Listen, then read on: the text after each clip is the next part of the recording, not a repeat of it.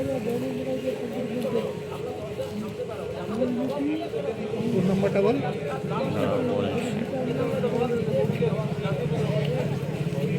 এত যে ছবি উঠছে কটা দেখানো আপলোড করে দেখা बानपुर समस्त जगह आज के बानपुरे की संस्कृति चले एलो बुलडोजर নিয়ে মিছিল চলছে আমরা বামপন্থীরা আমরা সিআইটি গতভাবে আমরা প্রতিবাদ করছি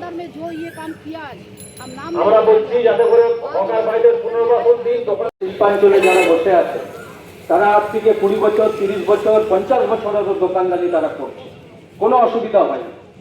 আজকাল যে নতুন সরকার যে এসছে তার এটা এখন মূল রীতি এই তো সবে 20 দিন হয়েছে এই সরকারের আশা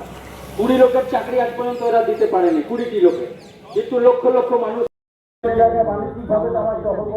আমাদের বিক্ষোভ নয় এটা আমরা এসছি যেহেতু ইসকোর যারা প্রশাসনে রয়েছে সেলের ম্যানেজমেন্ট তাদের সব অফিসারেরা এরকম তোড়ফোড় করার কথা বলেছে জেসিপি দিয়ে সব ভাঙো বিরোধী পার্টির অফিসগুলো ভাঙো সব ঠিক আছে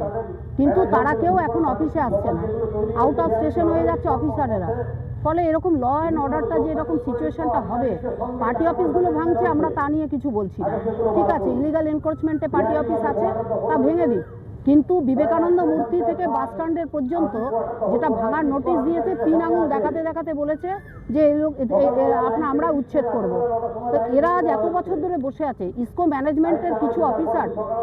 এদের থেকে টাকা নেওয়া এতদিন ধরে বসানো কোম্পানির লাইট দিয়েছে আবার গভর্নমেন্টের লাইটও আছে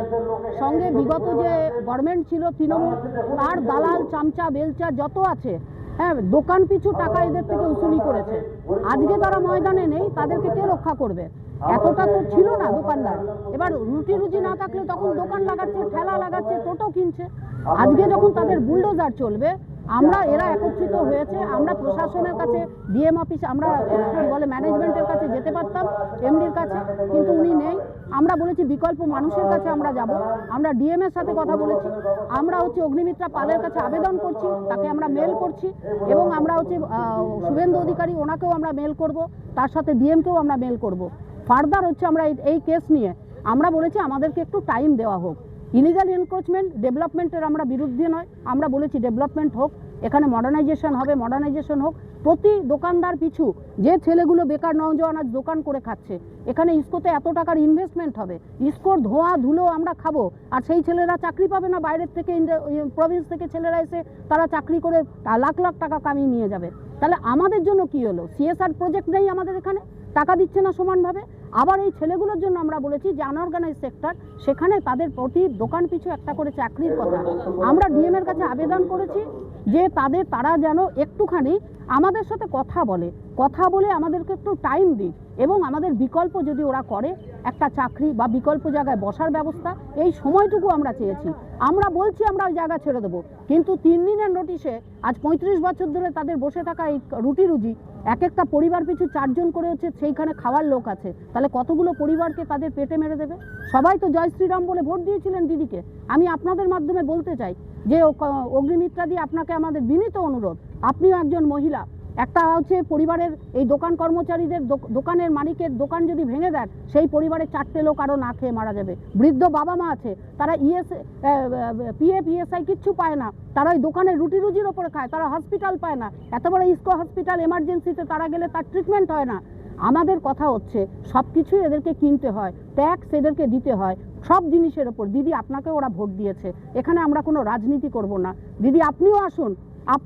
এই বুলডোজারকে থামিয়ে দিন দিয়ে এদের বিকল্প ব্যবস্থা করে বসান এরা আপনার নামে আরও বলবে যদিও এবারের নির্বাচনে আমি প্রার্থী ছিলাম এরা ভোট দিয়েছেন দিদিকে আমাকে দেননি কিন্তু এই ইসকো কারখানা তৈরি করার পিছনে আমাদের একটা অবদান ছিল চন্দ্রশেখর মুখার্জি বামাপদ মুখার্জি ছিল কিন্তু ইসকো কারখানা তৈরি হওয়ার পর মডার্নাইজেশন হওয়ার পর আর সেকেন্ড ফেজ মডার্নাইজেশন 2011-র পালা বদলের পর দিলীপ সরকারকে প্রাণ দিতে হয়েছে বামাপদ মুখার্জির ছেলেকে বামাপদ মুখার্জিকে তুলতে হয়েছে লাশ তুলতে হয়েছে কি না এইখানে এরা করে খাবে বলে আমরা সেই দিনও কিন্তু পিছনে হাঁটিনি আর আজকে আমি নির্বাচনে হারার পরেও এই ভাইদের সাথে দাঁড়িয়ে রয়েছি কারণ আমি বর্ন অ্যান্ড বট আপ এখান থেকে আমি জানি অগ্নিমিত্রাদি তিনি এখানকার মেয়ে ওর বাবা এখানকার নামকরা একজন হচ্ছেন ডাক্তারবাবু ছিলেন। আমি তাদের দুজনের কাছে আমি অনুরোধ করব যে বুলডোজারটাকে রুখে দিন, এই ভাইদের জীবনটাকে বাঁচান। রাজনীতিটা পরে হবে, আমরা রাজনীতি আপনার সাথে করতে যাব না। 5 বছর আপনি বম বম করে সরকার চালান, আমরা কিচ্ছু বলবো না, কিন্তু এই ভাইদেরকে শেষ করবেন না, বুলডোজার দিয়ে এদের বুকের ওপরে চালাবেন না। আমাদের কিছুটা সময় দিন, প্রত্যেকটা পরিবার আজ রাস্তায় এসে যাবে,